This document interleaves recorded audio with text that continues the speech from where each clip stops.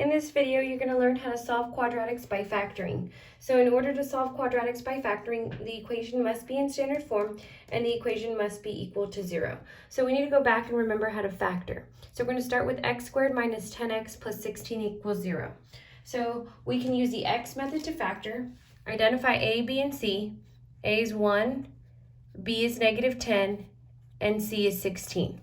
So if we use the x method to factor, b goes on top, a times c goes on the bottom, and you're dividing by a on each side.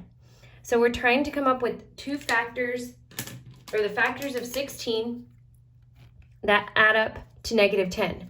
So remember, when c is positive, one's going to be, or both of your signs are going to be the same, and they're going to be the sign of your middle term. So we're trying to come up factors. 1, 16, if you combine them, you won't get negative 10. 2 and 8. Well, if I change both of these to negative, negative 2 times negative 8 is positive 16. Negative 2 plus negative 8 is negative 10. So negative 2 divided by 1 is negative 2.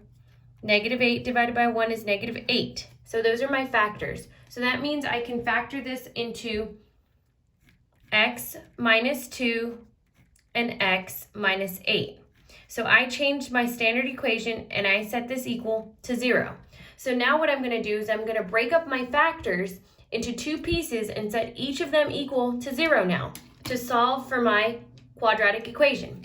So I'm going to take x minus 2 and set it equal to 0, and I'm going to take x minus 8 and set it equal to 0. I can get rid of the parentheses when I break them apart, and from here I'm just going to solve like I would any equation. Add 2 to each side to solve for x, and x equals 2. Add 8 to each side, and x equals 8. Oh, this one's running out. So my quadratic function has x-intercepts, or the solution to this quadratic equation is when x equals 2 and x equals 8. These are going to be my x-intercepts, my solutions to the quadratic equation. Let's try another example when a is not 1. So here we have 2x squared plus 9x minus 5. Let me zoom in just for a second. And now when we factor, we need to be careful and make sure that we take a times c when we use the x method. So a is 2, b is 9, and c is negative 5. When I use the x method, a times c goes on the bottom, so negative 10. Positive 9 goes at the top. I'm looking for factors, and then I'm dividing by 2 on each side. So I'm looking for factors of negative 10 that add up to 9. So if I start with 1 and 10, I know that one of them needs to be negative. But I go to my middle term to say my positive sign should go with my bigger number. So plus sign should go with 10 and a negative should go with 1. When I multiply them, I get negative 10. When I add them, I get negative 9. So negative 1 divided by 2, this is where we say bottoms up.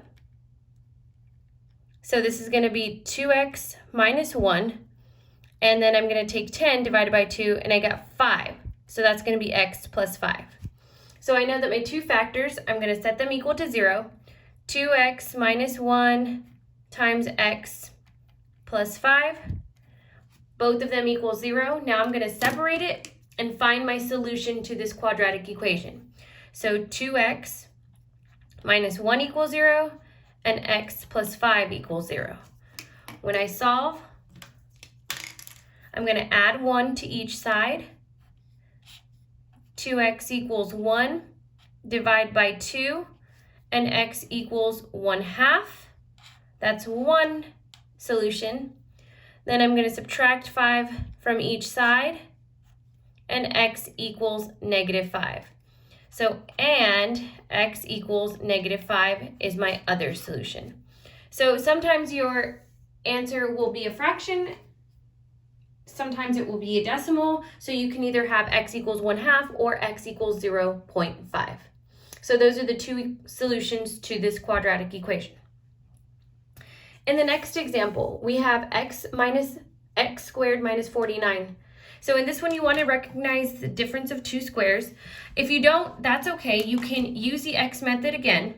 So a equals 1, b equals 0 this time because x is not present, and c is your constant, negative 49.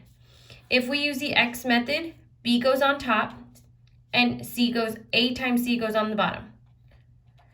You're dividing by a on each side. I'm not going to show division of a. It's not going to change my answer. I can still show you. Dividing by 1 is not going to change. So we're looking for factors of negative 49 that will add up to 0. Well, it's going to be 7 and 7. One of them needs to be positive and one of them needs to be negative. Positive times a negative is a negative 49. Positive 7 times negative 7 is 0. I'm sorry, positive 7 plus 7. Positive 7 minus 7 is 0. So if you take 7 divided by 7, it's 7. Negative 7 divided by negative 7 divided by 1 is negative 7. So my factors are x plus 7, x minus 7, and they're equal to 0. So this is the difference of squares. Square root of x squared is x. Square root of 49 is plus 7 minus 7. Now I'm going to set each factor equal to 0. X plus 7 equals 0. X minus 7 equals 0. So then you solve from here. Subtract 7, and x equals negative 7. Add 7, and x equals positive 7. So my solutions to this quadratic equation would be at negative 7 and positive 7. So if you were asked what is the positive solution to this quadratic equation, you would say positive 7. If you were asked what is the negative solution, you would say negative 7. If you're asked what are the solutions, it's negative 7 and positive 7. In number 4, we have a special type of case. So we would here, if we're factoring, we'd want to pay attention to the fact that we're missing c. We have a, b, but c is 0. So in this case, we couldn't use factoring using x method. You'd want to use factoring by using the greatest common factor. So you think about what is the greatest common factor between the two terms. So if I look at 3x squared, 3 times x, and then I look at 27x.